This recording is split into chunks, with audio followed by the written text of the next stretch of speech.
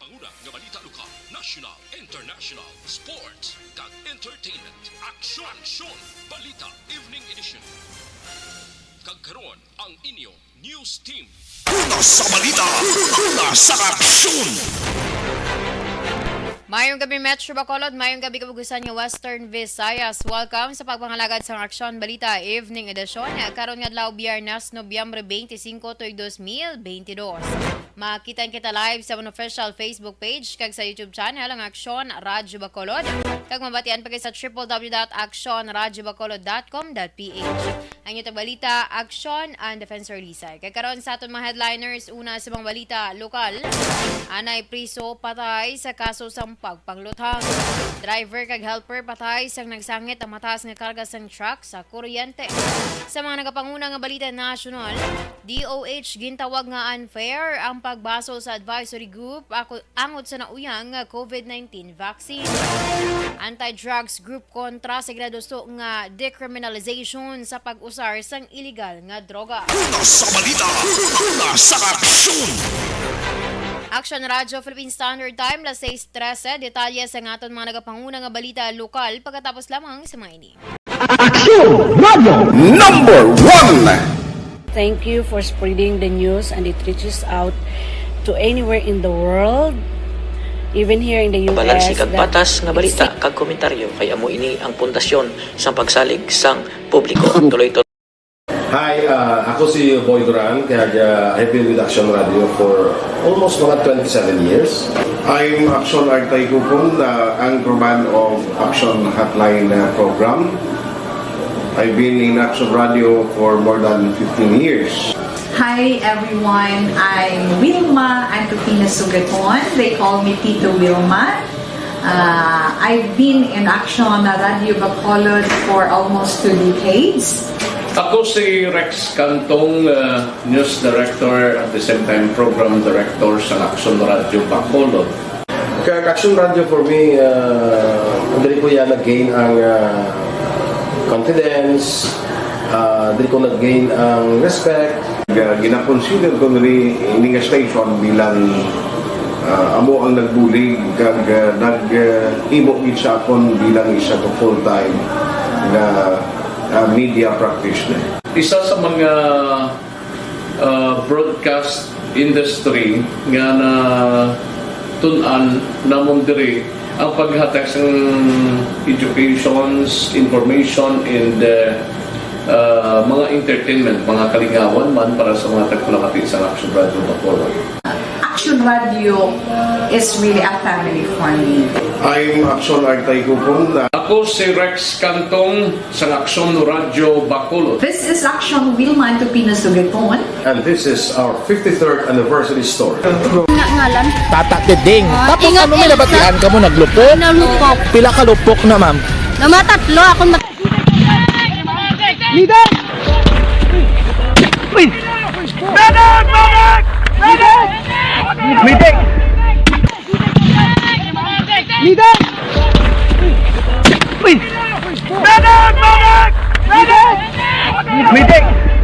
Bangod sa nagluntan nga kudita sa More than just the frequency of DYEZ Aksyon Radio Bacolod, 684 has been part of the Negrenses and Bacolodnons. It has been there. From the moment they opened the radio, which means signing in early in the morning, until the station closes, the signing off in the evening. From the city of Bacolod, the commercial and political hub in Negros Occidental, DYEZ Aksyon Radio Bacolod traces its roots to the city of La Carlota, where it first started its operations from the administrative building of the then Elizalde-owned Central Azocarrera de La Carlota in the 1960s.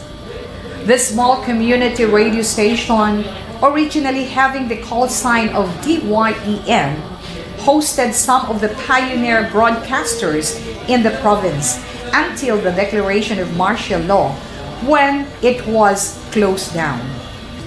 By 1980s, DYEZ shifted its programming to full-time news and public affairs. First, ang na-encounter namon nga problem sa relationship wala man problema between sa mga empleyado dire. Pag-gather sa informations daily, muna siguro main problem namon in how to deliver, to entertain sang mga listening public, mga listeners kung paano ina i-deliver kag matagan sang kasulbaran man eh. In the national arena, Aksyon Radyo Bacolod received virus recognition in the kapisanan ng mga broadcaster ng Pilipinas or KBP, receiving the most coveted Dove Trophy as the best provincial AM radio station in 2017. The station and its personnel were also recognized in the annual Gandingan Awards of the University of the Philippines Diliman in 2020. Furthermore, several news personnel of Aksyon Radyo Bacolod received appreciation for their meritorious performance in the annual Globe Media Excellence Awards or GMEA. Majority of the news and public affairs program of the station were also recognized locally in the annual Tingog kag Handurawal Awards by the KBP Negros Occidental Chapter. Modesty aside, for 3 consecutive years, Aksyon Radyo Bacolod's personnel were awarded as Icon of Radio in Negros, namely Aksyon Boy Duran, Aksyon Fred Salanga, and Aksyon Eddie de la Fuente. Aksyon Radyo Bacolod was also named as AM Radio Station of the Year by the University of St. LaSalle, Bacolod. Aksyon Radio Bacolod is committed, no? Because nagapati kami na ang broadcasting is a lifetime process. Sige ba kami learn every day kung paano kami makadeliver din sa gusto, hindi lamang sa balita, kundi ilang real public service nga mong mahatag sa among matang. And above all, yan Aksyon Radio Bacolod ang among commitment, hindi lamang sa news, hindi lamang sa public affairs program. As head of the Operation Tulong Task Force, madamo kita sa nabuligan nga nagakinahanglan sa financial support, mga hospital nga way sa inyong bayad, paagiman sa bulig sa among mga listeners. Nabuligan nato nina sa mga medical mission kag other programs sa idalom sang Operation Tulong Task Force. Damo kagin ma-learn sa miskan sa nga butang no, miskan sa imong physical, emotional nangin sa mentally mo nga panghuna-una naghatagid sang kinaalam ang Aksyon Radio kag amo man mabinuligon gid sila kay kadamo gid sang mga ginhatag nila sa amon nga mga pagpakamaayon o nga halin sa Ginoo sa nagapasalamat kami sa Ginoo nga gingamit gid ang Aksyon Radio sa amon nga kabuhi. Happy 53rd anniversary sa Aksyon Radio. Una sa balita, una sa aksyon. Sa aksyon! Aksyon Radyo Philippine Standard Time, las 6:20, kagkaroon sa detalye sa atong mga nagapanguna nga balita lokal. Pataya nga nay priso matapos ginluthang sa motor riding suspect sa Purok Kingfisher, Barangay 16 sa syudad sa Bacolod. Las 12:45 sa hapon, Biyernes. Ang napatay ginkilala sa kay Mark Christian John Losenyo, 31 anyos, kag residente sa Purok Malipayon, Barangay 31 syudad sa Bacolod. Sunod kay Police Lieutenant Francis Di Pasukat, ang Deputy Chief of Police sa Police Station 1, nagwa sa investigasyon nga ginpalapitan sang suspect sa ang biktima kang nag-istoryahanay apang hinali na lamang ginluthang sa ulo sing isa ka beses. Sang review ang CCTV footage nga nakuha, isahanon lamang ang suspect sa nga sakay naman sa Honda Click nga motorsiklo. Habukod ang lawas, nakasuksok sang gray nga jacket, may helmet kag naka-face mask. Personal nga pagdumot, illegal nga bulhaton sa napatay kag illegal nga droga ang ginatutukan nga motibo sang kapulisan.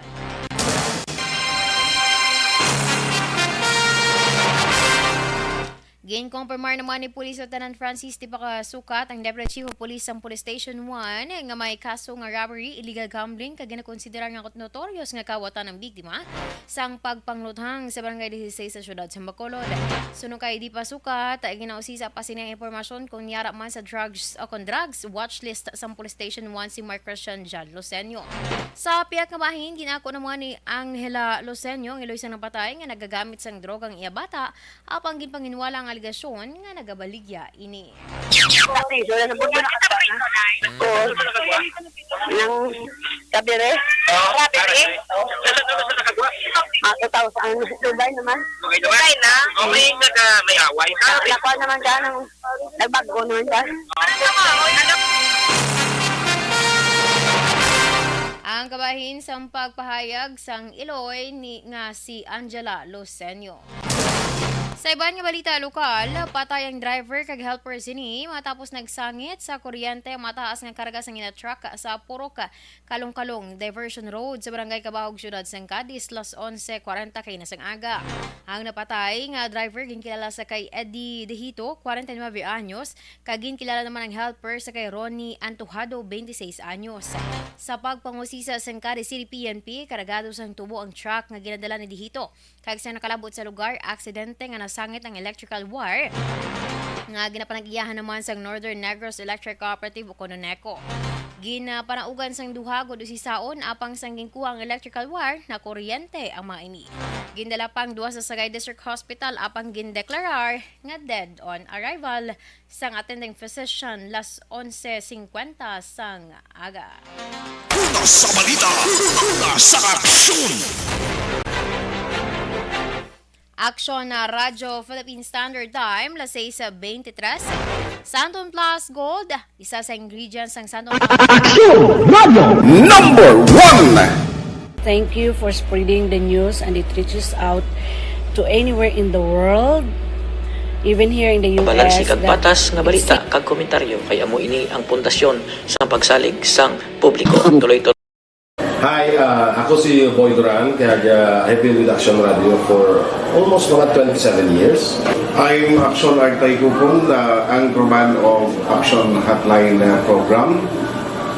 I've been in Aksyon Radio for more than 15 years. Hi everyone, I'm Wilma Antopina Sugaton. They call me Tito Wilma. I've been in Aksyon Radio Bacolod for almost 2 decades. Ako si Rex Cantong, News Director at the same time Program Director sa Aksyon Radio Bacolod. Kaya Aksyon Radio for me, dali ko yan nag-gain ang confidence, dali ko nag-gain ang respect. Gina-consider ko nari ini nga station bilang amo ang nagbulig kag nag-imo gid sa akon bilang isa to full-time na media practitioner. Isa sa mga broadcast industry nga na tun-an namon diri ang paghatag sa educations, information, and mga entertainment, mga kalingawan man para sa mga tagalakati sa Aksyon Radio Bacolod. Aksyon Radio is really a family for me. I'm Aksyon Artay Kupon. Ako si Rex Cantong sa Aksyon Radio Bacolod. This is Aksyon Wilma Antopina Sugaton. And this is our 53rd anniversary story. Ngalan? Tata Kiding. Tapos ano may nabatian ka mo naglupok? Nalupok. Pila ka lupok na ma'am? Namatatlo akong Leader! Uy! Medic! Medic! Medic! Medic! Leader! Uy! Medic! Medic! Medic! Medic! Bangod siyang nagluntad nga kudita sa What is the frequency of DYEZ Action Radio Bacolod? 684 has been part of the Negrenses and Bacolodnons. It has been there. From the moment they opened the radio, which means signing in early in the morning, until the station closes, the signing off in the evening. From the city of Bacolod, the commercial and political hub in Negros Occidental, DYEZ Action Radio Bacolod traces its roots to the city of La Carlota, where it first started its operations from the administrative building of the then Elizalde-owned Central Azocarrera de La Carlota in the 1960s. This small community radio station, originally having the call sign of DYEN, hosted some of the pioneer broadcasters in the province until the declaration of martial law, when it was closed down. By 1980s, DYEZ shifted its programming to full-time news and public affairs. First, ang na-encounter namon nga problem sa relationship wala man problema between sa mga empleyado dire. Pag-gather sang informations daily, muna siguro main problem namon in how to deliver to entertain sang mga listening public, mga listeners kung paano ina i-deliver kag matagan sang kasulbaran man eh. In the national arena, Aksyon Radyo Bacolod received virus recognition in the kapisanan ng mga broadcaster ng Pilipinas or KBP, receiving the most coveted Dove Trophy as the best provincial AM radio station in 2017. The station and its personnel were also recognized in the annual Gandingan Awards of the University of the Philippines Diliman in 2020. Furthermore, several news personnel of Aksyon Radyo Bacolod received appreciation for their meritorious performance in the annual Globe Media Excellence Awards or GMEA. Majority of the news and public affairs program of the station were also recognized locally in the annual Tingog kag Handurawal Awards by the KBP Negros Occidental Chapter.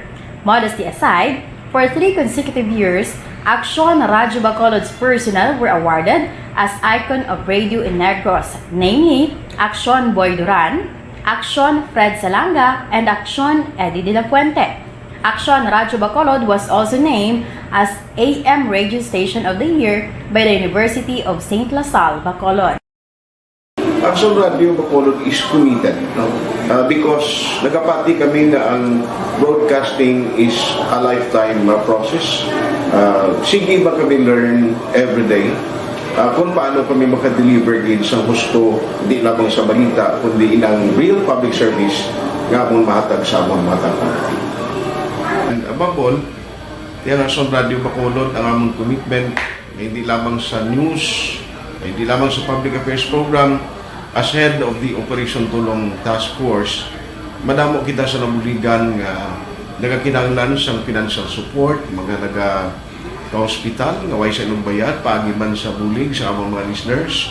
Nabuligan nato nina sa mga medical mission kag other programs sa idalom sang Operation Tulong Task Force.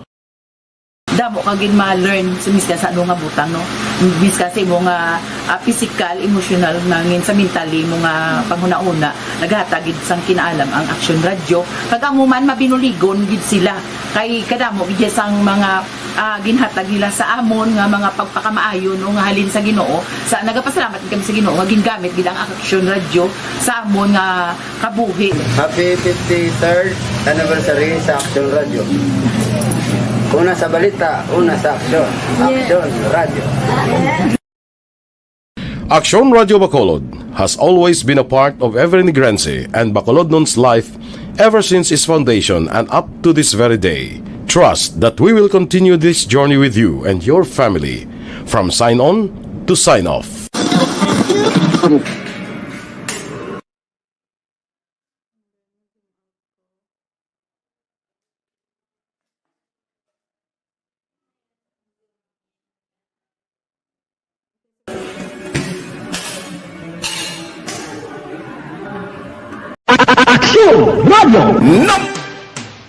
Kag sa detalye sa nga mga nagapangunang nga balita national.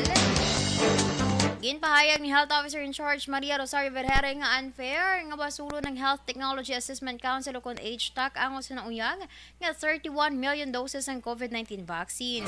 Sunog kay Vergere, unfair kung akusahan ng HTAC tungod madamo sa mga factors nga kinahanglan ni konsiderar kung nga nauyang ang bakuna. Una diri sa budget deliberations ng DOH, ginbolgar ni Senator Risa Hontiveros nga may nauyang nga 31.3 million doses ang bakuna, kag ginpahayag naman ni Anay Health Secretary kag karon Iloilo Representative Janet Garin nga balasulon man sa nasambit nga issue ang HTAC. Patag pa ni Garin nga madamo sa mga pungsod ang nag-umpisa sa pagpabakuna sa COVID-19 booster shots pero ang HTAC wala pa sang desisyon kung ipatuman ang booster vaccination sa Pilipinas. Kaga nagahulat pa sa resulta sang ila clinical trial. Bilang sabat ginpahayag na Vergere ang HTAC, FDA kag iban pa nga mga eksperto ang maid-id nga nagatrabaho agud masiguro nga ang ebidensya makapamatuod nga safe sa publiko ang booster shots.